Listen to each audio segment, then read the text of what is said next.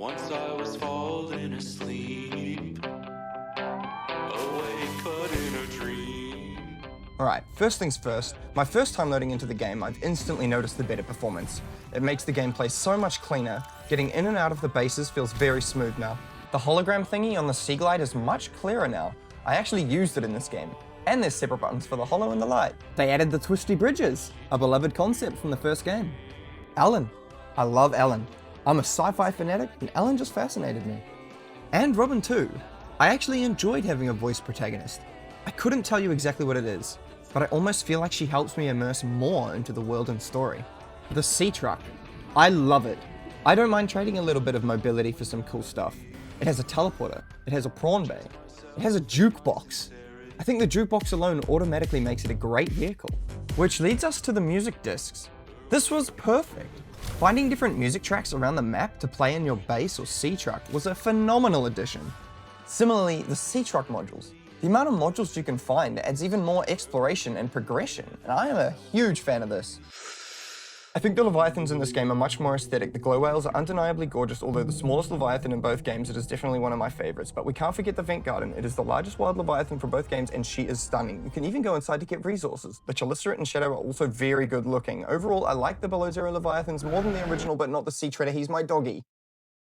I enjoy the dialogue between Robin and Alan. Cruising through the Arctic Ocean, listening to two different sentient life forms discuss ideas and differences was very interesting to me. You can even find a map on Delta Island. You can scan or screenshot the map and be able to use it to find Alterra bases and traverse the map more accurately. The added accessibility features, specifically the pause while in PDA and highlight interactables. Pause while in PDA is fantastic for being able to read data entries immediately after scanning, rather than having to go back and read it all at base. By the time you're done, half your food and water is gone. The highlights are just a nice quality of life touch. The base building is so good, they had to add it to the original. It had customizable colors, larger rooms, and even more choices of just purely useless aesthetic stuff. The land biomes.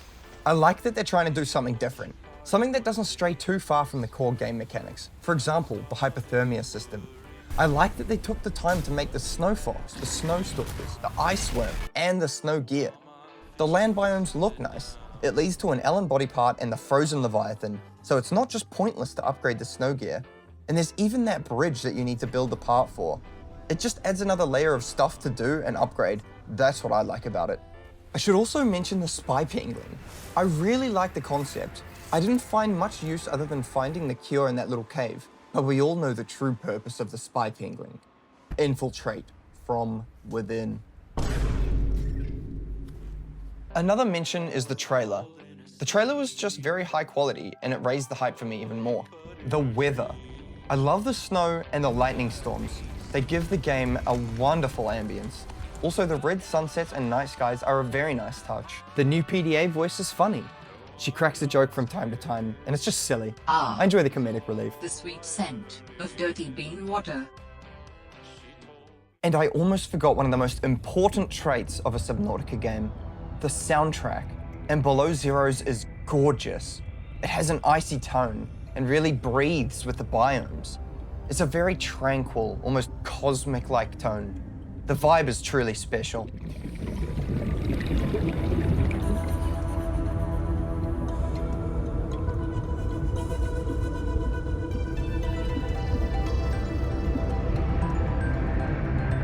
And I'm gonna give the jukebox its own point here. The whole system of crafting a jukebox, finding the discs, and being able to play music in your base and vehicles. You can even play speakers around your base to increase the volume in certain parts. Great music and an incredible addition to the game. Another core trait of Subnautica, the overall ambience of the Arctic. The shattered icebergs and the howl of the blizzards really helps immerse you into this frozen world.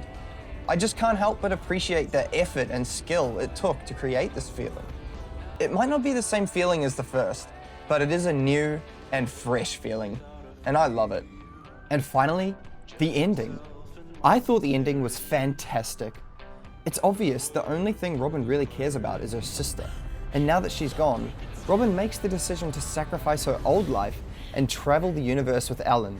First stop, the Architect home planet. And if they survive? Just wow. With you, I am ready to face whatever awaits.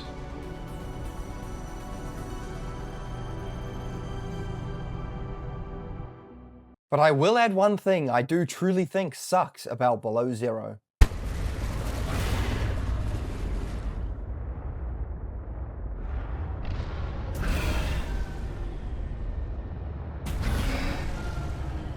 Anyway, in summary, this game was meant to be a DLC, so you can expect a smaller, shorter experience, but don't expect a similar experience to the first game. It doesn't stray far, but this game has its own charm that you won't find in the original, and vice versa. I'd highly recommend anyone on the fence about this game to just try it. It is a truly special experience.